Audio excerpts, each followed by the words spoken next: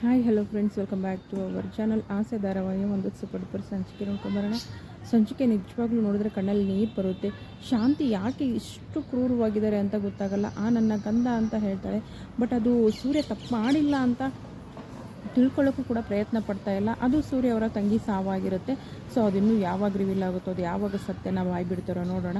ಈಗೇನಾಗುತ್ತೆ ಅಂತಂದರೆ, ನಮ್ಮ ಸೂರ್ಯ ಅವರು ಒಂದೊಂದು ಮಾತು ಹಿಂಗೆ ಮನ ಮಿಡಿಯುವಂಗೆ ಮಾತಾಡ್ತಾ ಇರ್ತಾರೆ. ಸಕ್ಕರೆ, ನಾನು ಸತ್ತು ಹೋದ್ಮೇಲಾದರೂ ನಿನ್ನ ಮಡಿಲಲ್ಲಿ ನನ್ನನ್ನು ಮಲಸ್ಕೊಂಡು ಕಂದ ಅಂತ ಕರಿತೀಯಾ ಅಂತ ಕೇಳಿದಾಗ ಕಣ್ಣಲ್ಲಿ ನೀರು ಬರುತ್ತಿರುತ್ತೆ, ಬಟ್ ಕರಗೋದಿಲ್ಲ. ಇನ್ನು ಸೂರ್ಯ ಅಂತ ಹೇಳಿಬಿಟ್ಟು ತಡಿತಾರೆ ನಮ್ಮ ರಂಗನಾಥ್ ಅವರು.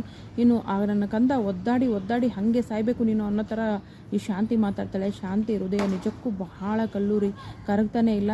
ಇನ್ನೊಂದು ಕಡೆ ಈ ಕಡೆ ಈ ರೋಹಿಣಿ ಮತ್ತು ಮನೋಜ್ ಸ್ಟೇಷನ್ಗೆ ಹೋಗಿದ್ದಾರೆ. ಅದೇ ನಿಮ್ಮ ಮನೇಲಿ ಒಂದು ಕ್ರಿಶ್ ಅಂತ ಹುಡುಗ ಇದ್ದಾನಲ್ಲ, ಅವನು ಕಿಡ್ನಾಪ್ ಆಗಿದ್ನಲ್ಲ ಅಂತ ಕೇಳ್ತಾರೆ ಪೊಲೀಸು. ಅಂದ ತಕ್ಷಣ ಹೌದು, ಅದಕ್ಕೆ ಮೇನ್ ಒಂದು ಎವಿಡೆನ್ಸ್ ಸಿಕ್ಕಿದೆ ಅಂತ ಹೇಳ್ತಾರೆ.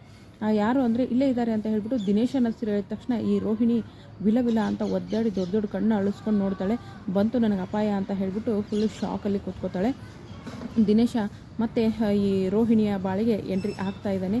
ಇನ್ನು ಈ ಮೀನಾ ಮತ್ತು ಈ ಸೂರ್ಯ ಏನಪ್ಪ ಅಂತಂದರೆ ಜೋಗತಿ ಅಮ್ಮನಿಗೆ ಸಹಾಯ ಮಾಡೋಕ್ಕೆ ಹೋಗ್ತಾರೆ. ಸೂರ್ಯನಿಗೆ ಏನೋ ಅಪಾಯದ ಸೂಚನೆ ಥರ ಜೋಗತಿ ಅಮ್ಮ ಕೂಡ ಸೂಚನೆ ಕೊಡ್ತಾರೆ. ಅವಳ ಮಾಂಗಲ್ಯ ಸರ ಹೋಗಿ ಒಂದು ಕಡೆ ಸಿಕ್ಕಾಕೊಳ್ಳುತ್ತೆ. ಸೊ ಅದೊಂದು ಪ್ರೋಮೋ ಸಂಚಿಕೆ ಅಂತಲೇ ಹೇಳ್ಬೋದು. ಇನ್ನು ಮನೆಗೆ 30 ಲಕ್ಷ ಸಾಲ ಮಾಡಿದ್ದಾನೆ ಯಾರು, ಈ ಮನೋಜ. ಮನೆ ಮೇಲೆ 30 ಲಕ್ಷ ಸಾಲ ಮಾಡಿದ್ದಾನೆ. ಅವರು ಮನೆಗೆ ಬಂದಿದ್ದಾರೆ. ಮನೆಗೆ ಬಂದ್ಬಿಟ್ಟು 30 ಲಕ್ಷ ಸಾಲ ಮಾಡಿದ್ದಾನೆ ಮನೆ ಮೇಲೆ. ಈ ಮನೆ ಯಾರ ಹೆಸರಲ್ಲಿದೆ ಅಂತ ಕೇಳ್ತಾರೆ ಬಂದವರು. ಅದು ನಮ್ಮ ತಂದೆ ತಾಯಿ ಅಂತ ರವಿ ಹೇಳ್ತಾನೆ. ಹೇಳಿದ ತಕ್ಷಣ ಯಾರಾದರೂ ಒಬ್ಬರು ಸೂರಿಟಿ ಕೊಡಬೇಕಾಗುತ್ತೆ ಅಂತ ಆ ವ್ಯಕ್ತಿ ಹೇಳಿದಾಗ ಅದು ಸತ್ರು ಹೋಗೋದಿಲ್ಲ ಅಂತ ಹೇಳ್ತಾಳೆ ಶಾಂತಿ. ಅದನ್ನು ಕೇಳ್ಬಿಟ್ಟು ಫುಲ್ ಶಾಕ್ ಆಗ್ತಾರೆ. ಹಾಗಾದರೆ ನೀವು ನಿಮ್ಮ ಮಗನ ಮರ್ತ್ಬಿಡ್ಬೇಕು ಅಂತ ಹೇಳಿ ಆ ವ್ಯಕ್ತಿ ಹೊರಡ್ತಾನೆ ಅಲ್ಲಿಂದ.